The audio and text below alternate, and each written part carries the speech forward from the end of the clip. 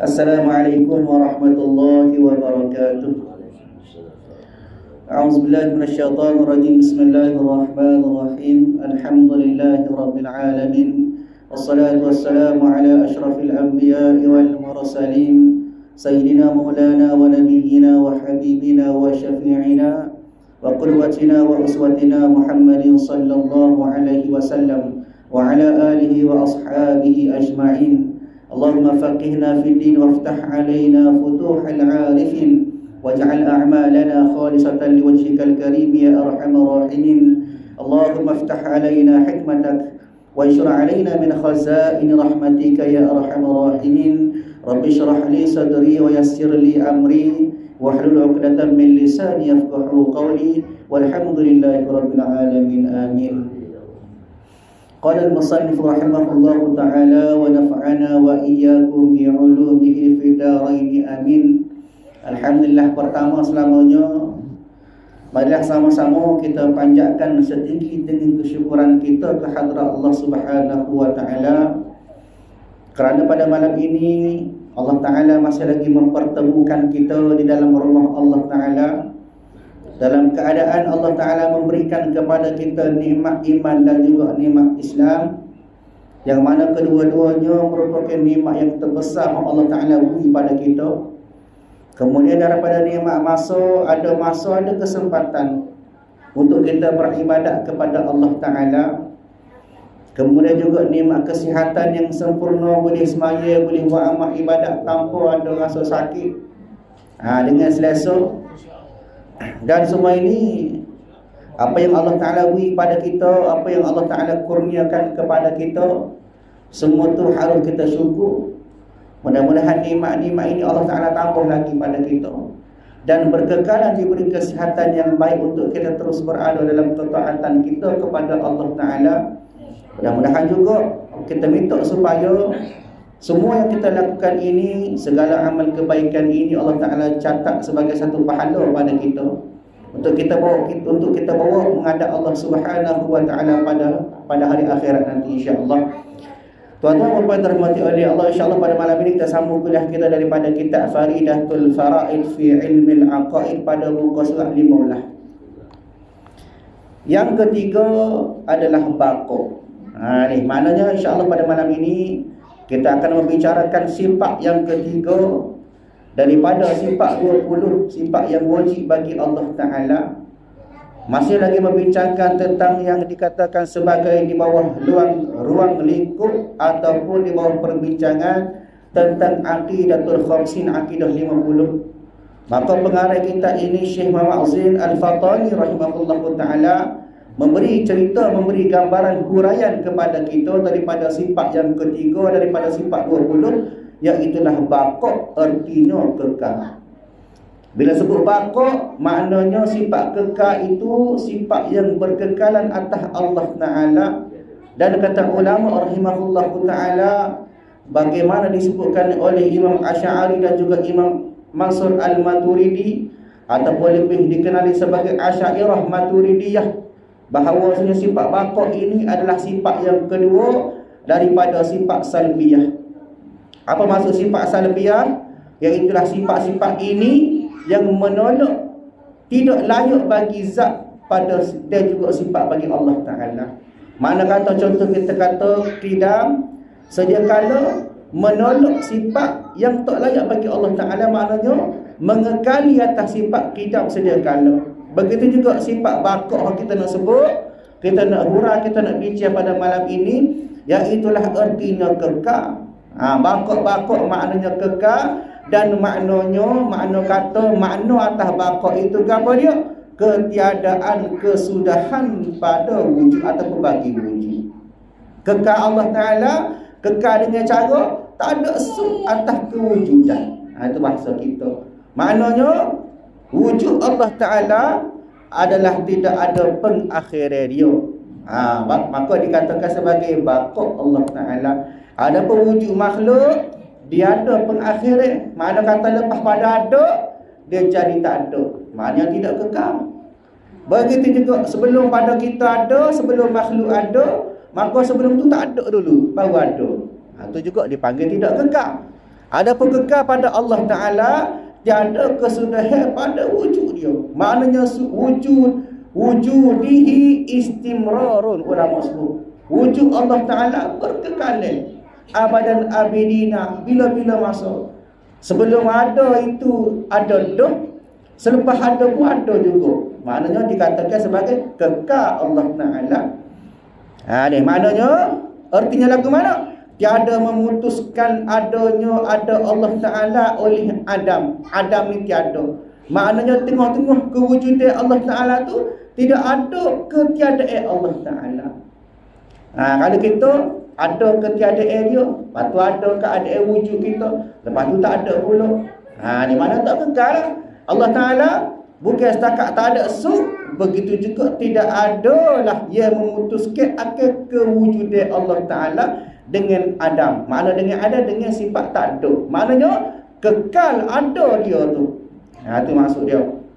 Ini ayatnya bahawasanya Allah Ta'ala itu bukan setakat tak ada tapi tak ada yang memutuskan akan ada dia. Maknanya sentiasalah ada akan Allah Ta'ala. Ni maknanya kekal istimrar ada Allah Ta'ala. Tidak ada awal, tidak ada akhir, bahkan sentiasa ada. Kenapa? Kerana Allah Ta'ala wujud dia tu tidak ada kebinasaan. Sebab tu ada semua. Adapun kita makhluk, adanya kebinasaan atas wujud. Maka bila mana ada kebinasaan, maka jadi rusak wujud itu, maka tidak berkekalan wujud. Berbeza dengan Allah Ta'ala, wujud berkekalan tanpa ada kebinasaan. Bahkan kata ulama, Allah Ta'ala wujud itu tidak menerima sebarang perubahan. Tidak ada sebarang perubahan atas wujud Allah Ta'ala. Makna kata kekal Allah Ta'ala, baqa Allah Ta'ala itu tidak berubah. Bahkan adalah tidak sama jika kita mengatakan Allah Ta'ala tidak kekal. Kenapa? Allah Ta'ala istimraruhu fi wujudi, berkekalan atas kewujudan Allah Ta'ala. Maka bila berkekal, maka dikatakan Allah Ta'ala itu bersifat dengan baqa. Dan mustahil lawannya, makna kata ternafilah akan sifat baqa itu kan pada lawan dia tu, iaitu fana, artinya binasa. Makna kata Allah Ta'ala, sifat baqa Allah Ta'ala ni tidak kena dengan sifat binasa. Kenapa? Kalaulah Allah Ta'ala binasa, maka tentu dah Allah Ta'ala itu tidak bersifat dengan kekal dan bukan binasa. Baik. Dan dalil baqa Allah Ta'ala itu, dalil maknanya dalil di sini dalil akli, dalil akal.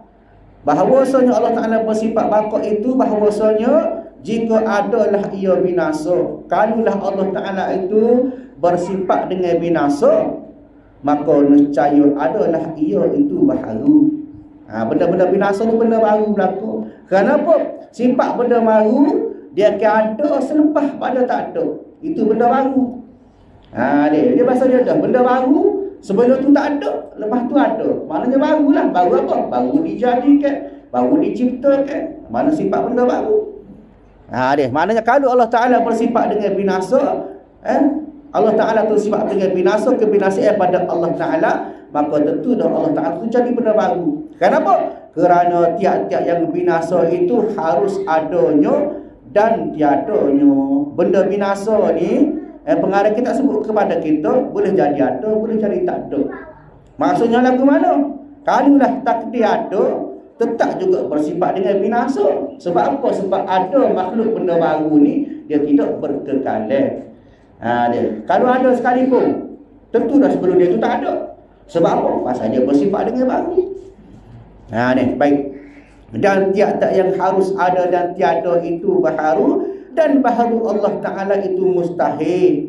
Kenapa? Kerana telah sabit kidamnya Allah Ta'ala. Maknanya bicara sebelum ini, Allah Ta'ala bersifat dengan sifat kidam sedia kala. Tentu dah kita bicara dah Allah Ta'ala bersifat dengan sedia kala.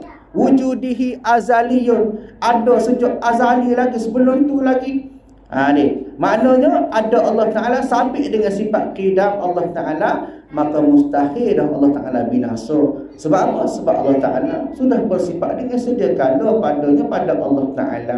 Maka sabitlah baqanya, maknanya tetaplah, jelaslah pada Allah Ta'ala bersifat dengan baqa. Dan apabila sabit bakoknya, mustahillah binasa Allah Ta'ala.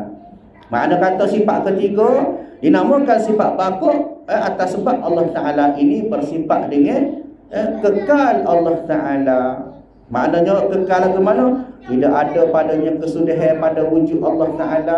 Bahkan tengah-tengah wujud tu tak ada benda yang boleh memutuskan kewujudan Allah Ta'ala. Maknanya wujudihi istimrar, wujud Allah Ta'ala itu berkekalan. Ni. Maka ulama sebut kepada kita, kalaulah Allah Ta'ala itu tidak bersifat dengan kekal, maka tentu dah Allah Ta'ala tu jadi benda baru. Kenapa benda baru? Bila benda tu baru, maknanya tak kekal lah. Dia benda baru akan bersifat dengan binasa. Maka bila binasa, benda baru dia binasa, maka mustahil pada Allah Ta'ala lah. Maknanya itulah daripada sifat bakok. Dan begitu juga Quran sebut kepada kita, Allah Ta'ala sebut, antaranya disebut dalam surah Ar-Rahman ayat 27. Allah Ta'ala sebut, kullu man 'alaiha fan wa yabqa wajhu rabbika dzul jalali wal ikram, kata Allah. Semua hak ada atas bumi itu benda tu akan binasa berlaku. Dan tetapi hak kekalnya kepada dia, zat Allah Ta'ala yang mempunyai kebesaran dan kemuliaan. Maknanya Quran sebut kepada kita dengan jelas bahawasanya Allah Ta'ala tu tak binasa. Lain daripada Allah Ta'ala, maka benda tu akan binasa. Begitu juga sebut dalam surah lain, surah Al-Qasas, Allah Ta'ala sebut, wala tad'u ma'allahi ilahan akhar la ilaha illa huwa kullu syai'in halikun illa wajhah lahul hukmu wa ilaihi turja'un. Allah Ta'ala sebut dah. Allah Ta'ala katakan dah, janganlah kamu sembah di samping menyembah Allah Ta'ala. Maknanya dia sembah Allah Ta'ala dah, tapi sembah pula Tuhan lain. Jangan, Allah Ta'ala kata. Kenapa? Tidak ada Tuhan yang layak disembah melainkan Allah Ta'ala, dan tiap-tiap sesuatu pasti akan binasa, kata Allah Ta'ala.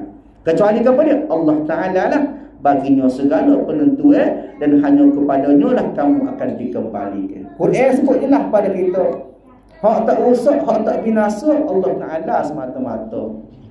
Dia tidak ada dalil yang lebih sempurna kecuali Al-Quran lah. Kalau Quran sebut lagu tu makna jelas dah tu. Kecuali kita tak beriman dengan Quran. Ni. Dia bahkan kata ulama, barang siapa tak beriman dengan Quran, maka kufur dia. Sebab apa? Sebab Quran itu adalah wahyu daripada Allah Ta'ala. Maka kira bahawasanya Quran sebut kepada kita Allah Ta'ala bersifat dengan bakok kekal Allah Ta'ala. Maka bila Allah Ta'ala kekal, mustahillah pada Allah Ta'ala itu bersifat dengan binasa. Di maknanya sifat bakok lah itulah. Bakok Allah Ta'ala maknanya kekal, berkekalan sampai bila-bila. Tak ada kesudahan, tak ada orang boleh memutuskan daripada wujud Allah Ta'ala. Bila lagu tu, mustahil pada Allah Ta'ala bersifat dengan binasa. Baik. Yang keempat daripada sifat 20, mukhalafatuhu ta'ala lil hawadis. Apa dia? Artinya bersalah Tuhan Subhanahu wa ta'ala bagi segala yang baharu. Bersalah maknanya tak serupa. Dari segenap segi tak kira lah, tidak ada perbandingan hak sesuai dengan Allah Ta'ala dengan sekalian makhluk. Kita nak kata Allah Ta'ala ni sempurna. Sempurna lagu mana? Kita pun beri gambar lah, tak kena. Sebab apa? Tidak ada kesempurnaan yang boleh banding dengan Allah Ta'ala. Maknanya bersalah Tuhan itu, maknanya Allah Ta'ala itu bersalah dengan sesuatu yang baharu. Apa dia sesuatu yang baharu tu? Makhluk lah. Dan maknanya bagi mukhalafatuhu ta'ala lil hawadis. Maknanya apa dia? Iaitulah, dan maknanya ketiadaan menyamai Allah Ta'ala bagi segala makhluk. Tak serupa, tak sama, tak serupa bagi segala makhluk. Tak kira lah, asal saja makhluk tak serupa berlaku. Lepas tu Allah Ta'ala serupa dengan dia lah. Sebab apa? Lain daripada Allah Ta'ala tu makhluk. Maknanya bila mana Allah Ta'ala tak serupa dengan makhluk, maknanya Allah Ta'ala tidak serupa dengan sesuatu pun.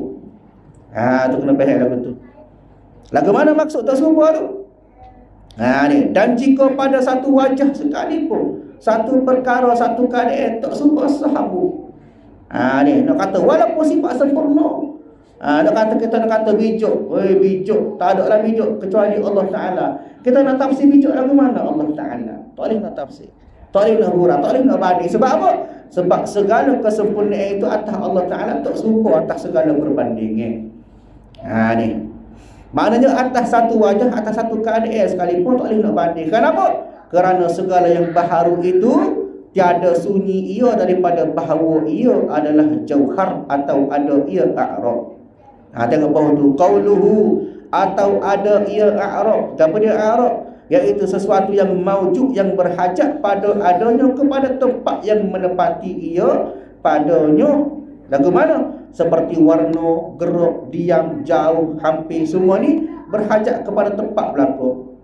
Nak kata Allah Ta'ala ni ada warna, tak boleh. Sebab apa? Sebab warna dia berhajat kepada tempat dia. Warna atas ke apa nak kata? Comel Allah Ta'ala, dia bersifat cahaya. Kita nak kata Allah Ta'ala cahaya, tak boleh. Sebab apa? Sebab cahaya dia berhajat kepada tempat. Sebab makhluk maka berhajat kepada tempat. Gerak dia ke, dia ke, jauh dia ke, dekat dia ke, semua tu tak boleh nak oyak setara mana. Hanya Allah Ta'ala yang lebih tahu hakikat yang sebenar. Di mana Allahu a'lamu bimuradi. Allah Ta'ala yang faham pasal dia. Kita nak fikir lebih-lebih tak boleh sebab kita ni makhluk. Kita ni makhluk, maknanya atas kesempurnaan Allah Ta'ala tak boleh nak banding.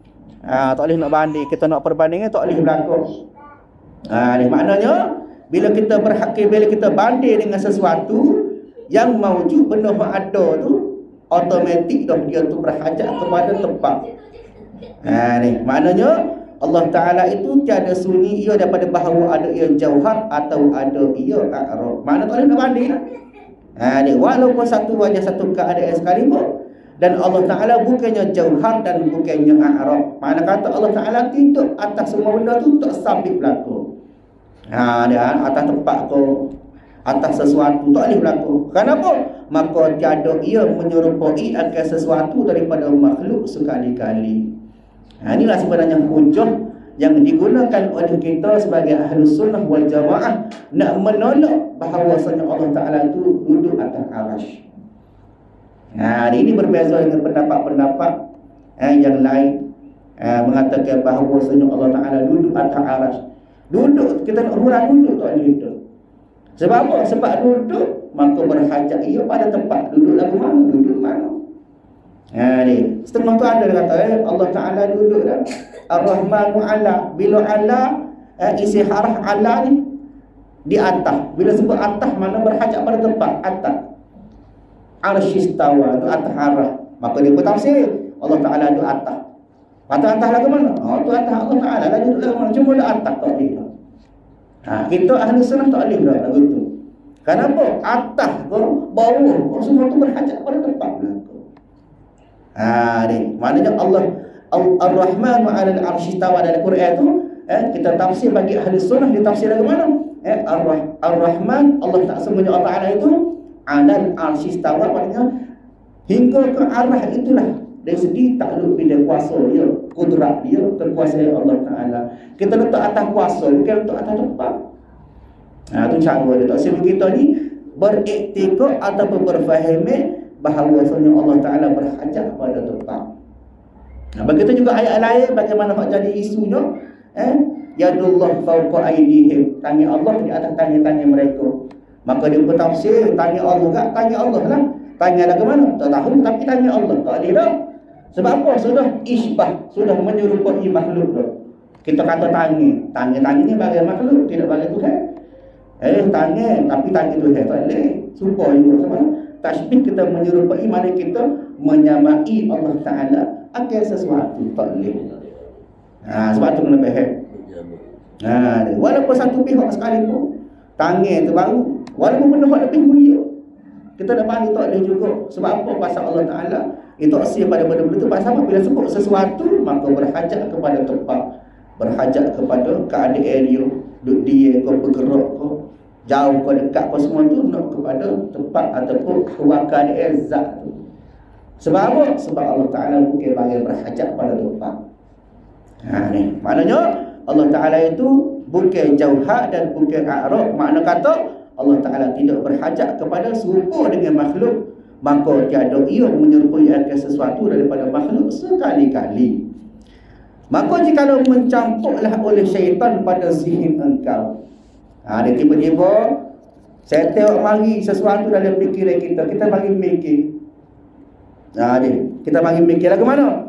Bahawasanya apabila lah tiada ada Tuhan itu jirim dan tiada arah, maka apalah hakikatnya?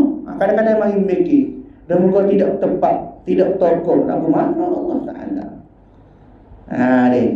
Lagu mana Allah Ta'ala? Maka mari mikir lagu tu.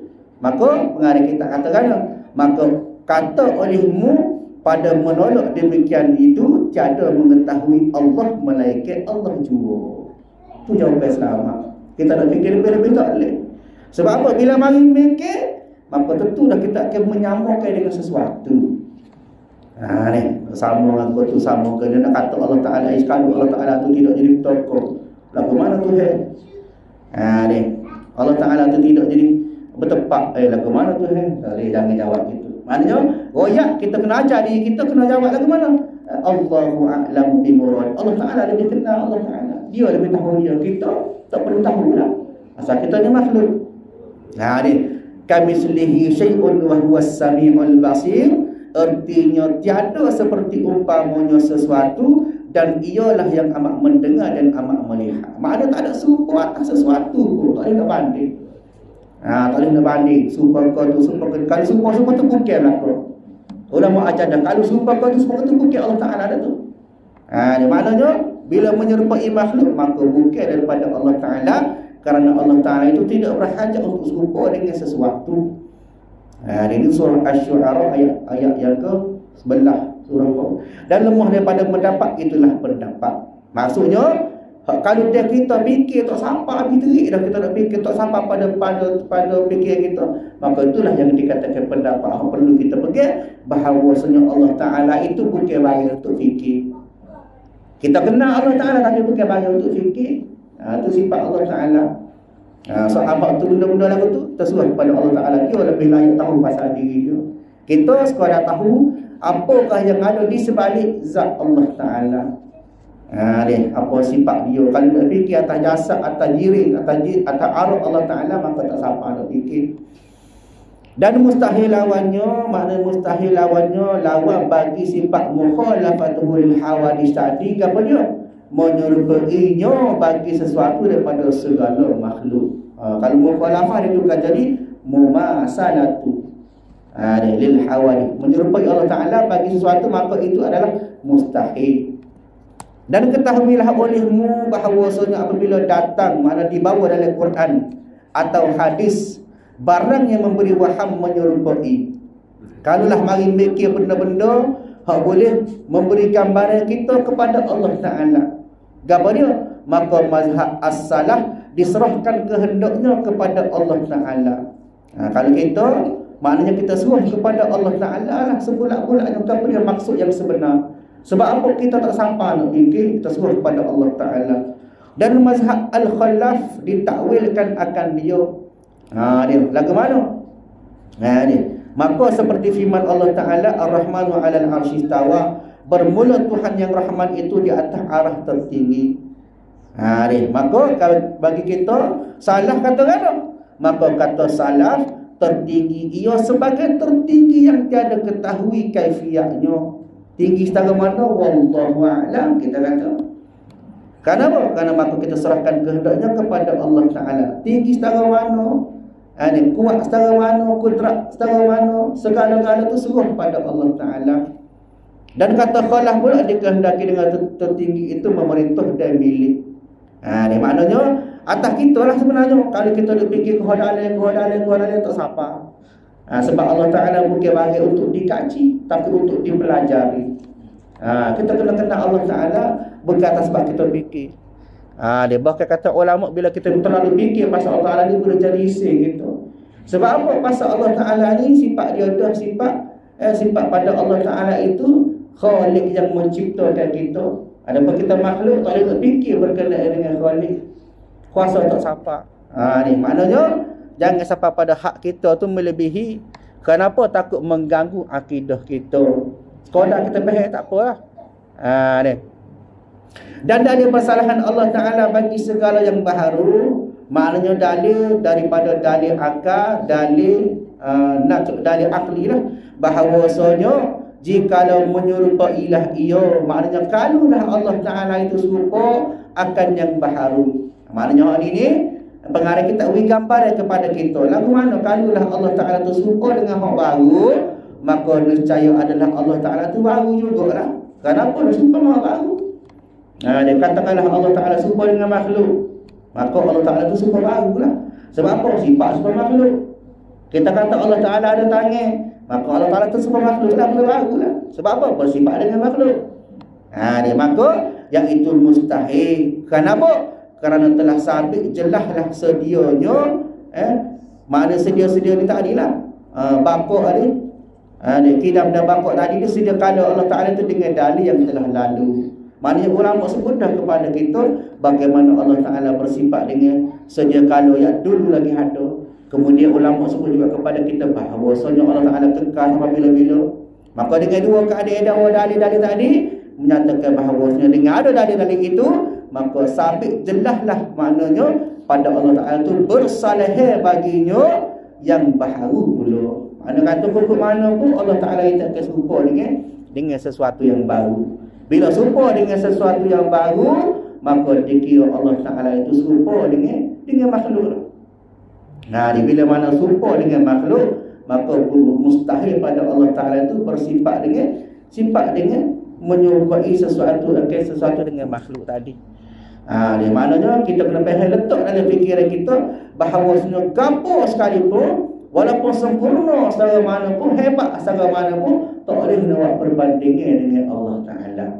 Sebab apa? Sebabnya Allah Ta'ala itu sifat bagi Allah Ta'ala mukhalafatuhu lil hawadis, tak akan serupa dia dengan sesuatu pada Allah Ta'ala. Makna kata ulama sebut kepada kita bukan setakat pada zat. Dia bukan setakat pada zat memang tak serupa, bukan setakat dengan sifat pun tak akan serupa, begitu juga dengan perbuatan tak akan serupa. Sebab itu pernah ada isu lagu mana seorang pemimpin, orang yang suhu, dia kata dia kata dia nak guna sifat samsing Allah Ta'ala. Kita samsing sifat Allah Ta'ala, sifat samsing. Dia ada bunyi isu dulu-dulu lah. Maknanya dia ambil satu nama daripada Asmaul Husna, nak banding dengan kita dengan makhluk, tak boleh. Begitu juga contoh kita kata nak ambil sifat Ar-Rahman, sifat pengasih Allah Ta'ala. Sifat pengasih Allah Ta'ala kita nak letak pada kita, tak boleh. Hebat secara mana kasih sayang kita, tak boleh. Sebab apa? Sebab khususiah pada Allah Ta'ala, kesempurnaan pada Allah Ta'ala itu tidak akan sama dengan sebarang makhluk. Sebab tu kena beringat mana Allah Ta'ala itu bukan setakat tak sama pada nama, tak sama pada zat, tak sama pada sifat, bahkan tak sama pada perbuatan af'al Allah Ta'ala.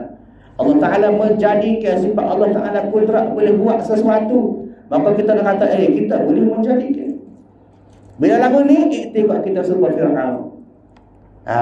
Aku ana rabbukumul a'la, Fir'aun kata aku Tuhan yang maha kaya. Sebab apa tu dia berlaku?